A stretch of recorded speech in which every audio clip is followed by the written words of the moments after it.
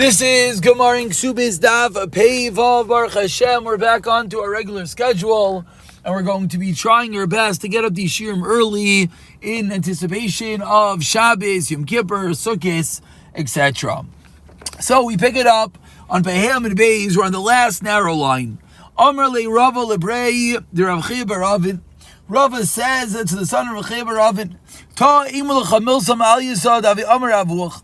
Come, tell me something nice that your father used to say. Had Amar Shmuel, that which Shmuel said. If someone sells his debt to his friend, and then afterwards he forgives the debt, what's the halacha? Machal, it works. And even the Yarish is able to forgive the debt. But Shmuel admits,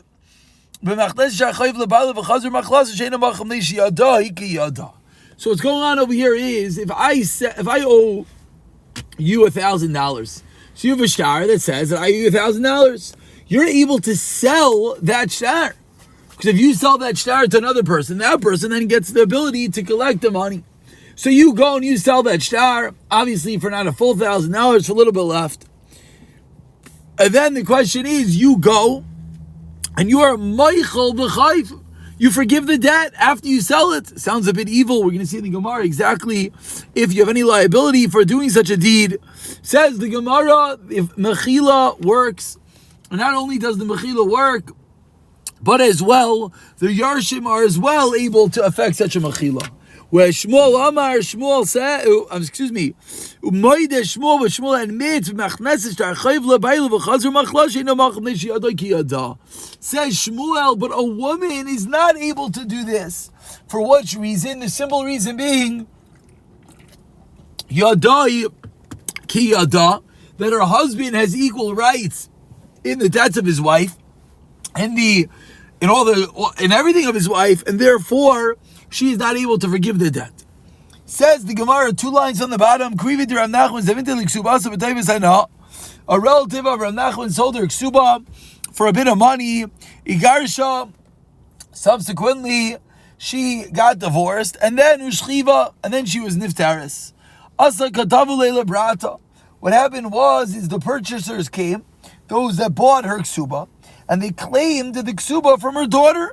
They said, we bought your mother's ksuba, and we want to be able to collect it. No. Amru Rav Nachman, says Rav Nachman, is no one here that could give these girls a bit of an eitzah as we turn over to Peivavam and Aleph. That what Rav Nachman explains, let this girl go, forgive the ksuba of her mother, legabi avua to her father.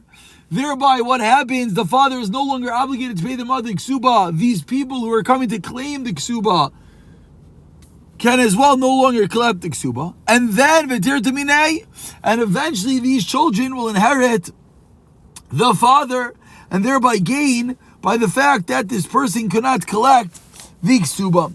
Shama. So the mother heard, Azza achilta, she went and she was meichal the ksuba.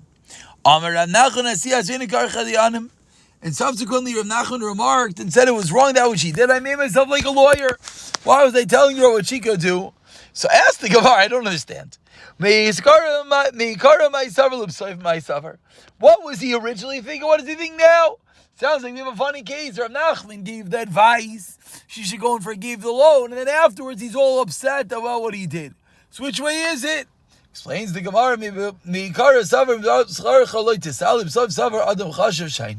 originally he thought, you have to help out your relatives.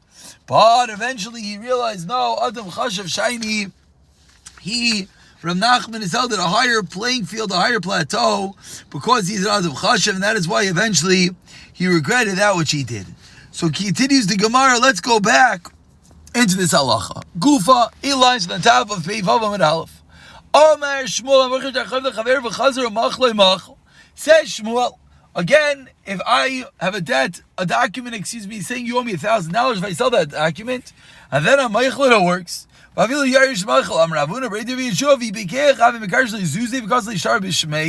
Says Ravuna Breder Yeshua, if the purchaser of the document is smart, he'll go and give the borrower a few zuz, then rewrite the document saying that the borrower owes him that money, and thereby negate the seller, negate the original person who was owned the money, the ability to forgive the debt, because he now has a document stating that the person owes him the money. Amar Amemar says Amir So now the question is, the person that forgave this loan, do they go scot-free? So says Amemar, no. If you judge cases of garmi, cases of indirect causes of loss of money, in this case, you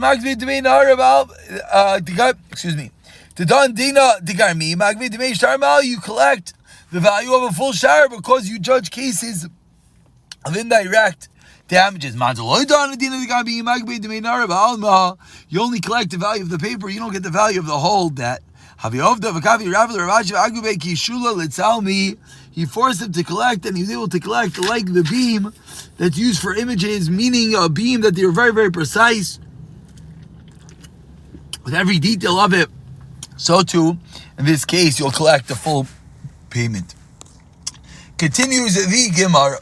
We're at the two dots, about 15 lines down, Be'vavim and Alf. Amar Amir Moshe Rav Chama. Similar to the Mishnah that we saw 2 days ago, in which there are multiple people trying to collect from one field. Here we have a Baal Chayv and a woman who both are owed money by a certain man, and that man has both land and money. So says the Gemara, which one is entitled to which payment? So the Gemara explains, the Baal Chayv, you give him cash, and the woman gets land. Each one gets according to their own judgment. Let's say there's only one piece of land, enough for a payment of one of them. Only one of them can get paid. Why do you give the Baal Chayv before the woman? Therefore, we have to be more concerned that if you don't get payment of the loan, people will not lend anyone else money. Whereas when it comes to marriage, says the Gemara, it's not such a concern, because we know that women always want to get married. Now, how to reconcile this with the previous Gemara, that we are nervous, is a bit of a discussion. Someone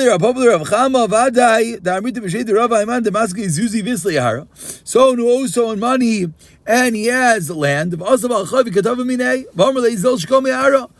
Chayv comes and says, you owe me money. He says, go collect the payments from the land. I don't want to deal with you. You go deal with it. We tell him, what do you mean he has to deal with it? You go sell that piece of land and take the money and give it to him. Amar Le, you responded, what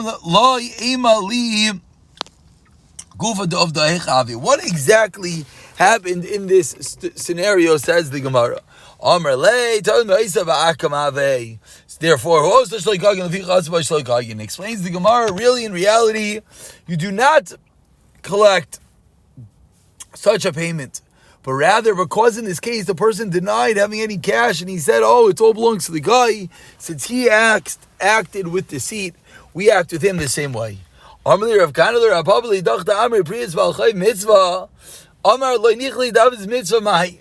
is the story? If someone lends you money, why do you have to pay him back? So the answer is, it's a mitzvah. It's a mitzvah, say a positive commandment in the Torah. You have to pay someone back, someone that lent you money. So ask the Gemara, what is the story with repaying one's debt? What level of obligation is it? Amar Le Taninos, the Gemara responds 2 lines from the bottom. Mitzvahs. When it comes to positive commandment, let's say someone says, I don't want to make a lulav, I don't want to build a sukkah, I don't want to get a lulav. We're able to beat him, as Rashi points out, before he over the Aveira, until his soul departs him. And of course, this is even going to be in a mitzvah to say, certainly to prevent someone from performing a mitzvah's loisa say. Says the Gemara, Peivav and Beis, the second line, excuse me, not the second line, the first line.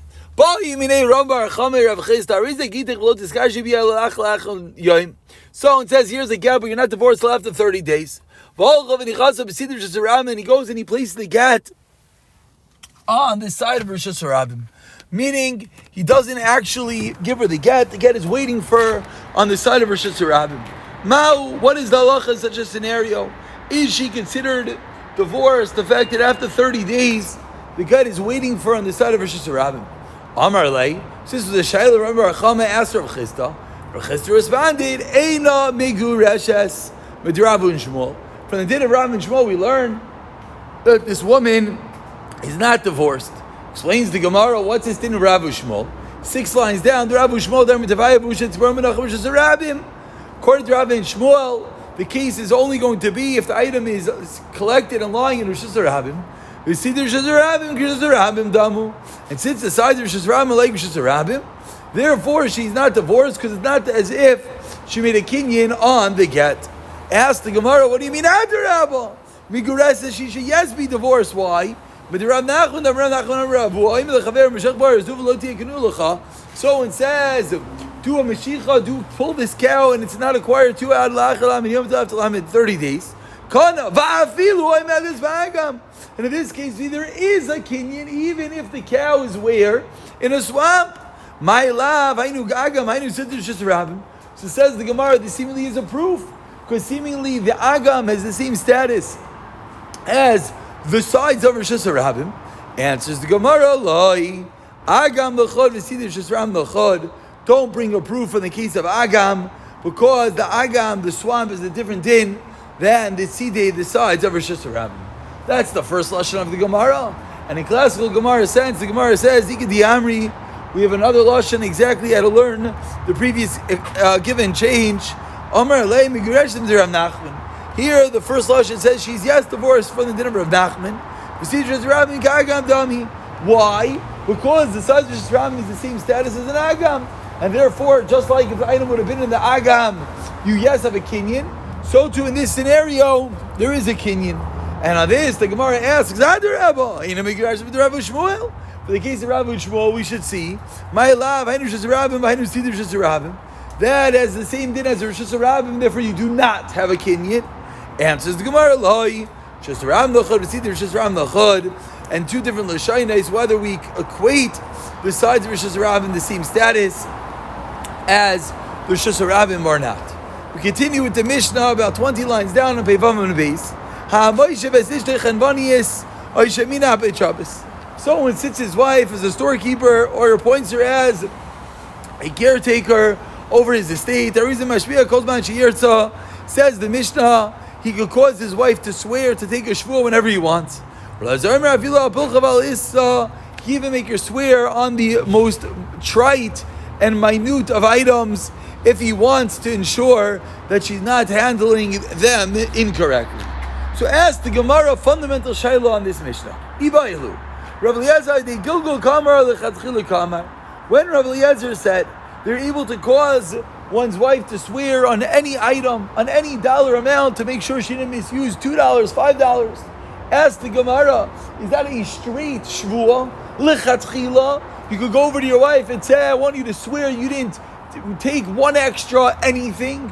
Or is it only alidei gilgul? Only if she is swearing, then we could have her swear. Gilgul shvuah means that once you're making 1 shvuah, we can make you make a second shvuah, piggybacking on the same shvuah.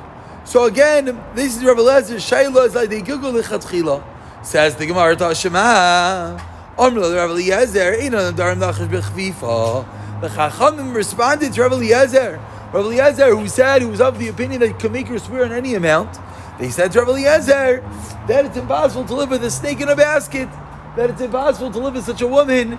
It would be impossible for her to live in such conditions, having to swear over any item. So from that response that the Chachamim said to Rav Eliezer, the Gemara proves, if you're going to tell me that it's even lechatchila, that a husband can tell his wife to swear over any small amount, shabir, then I understand the taina that it's impossible to live in the same basket as a snake. But if you're only making her make a shvuah, they gilgul if she's already chayiv 1 shvuah, then you can make her make a second. Ask the Gemara, what's the big deal? So the Gemara explains, no, it is a big deal.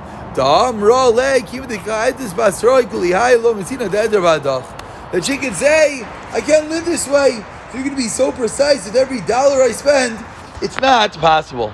So Tashema says the Gemara,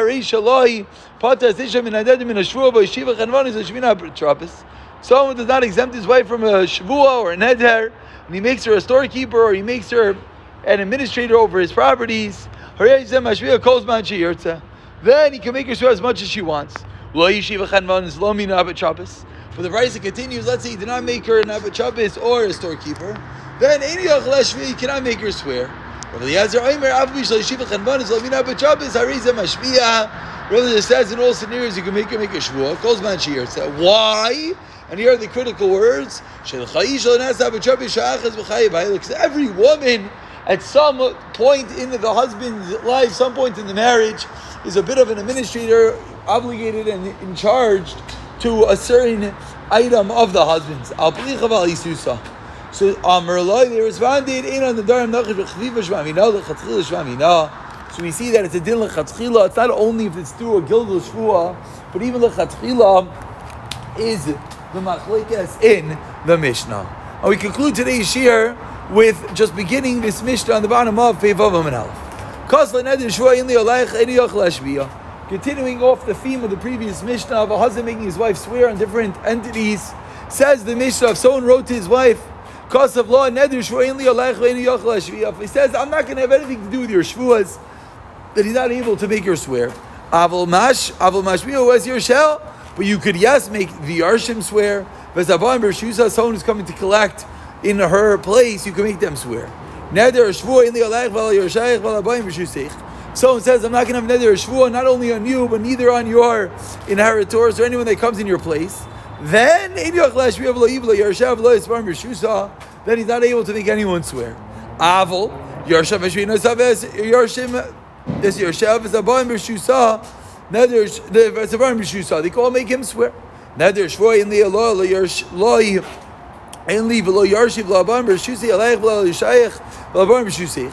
Neither I nor my inheritors will not have neither you nor your inheritors have an obligation of a shvua.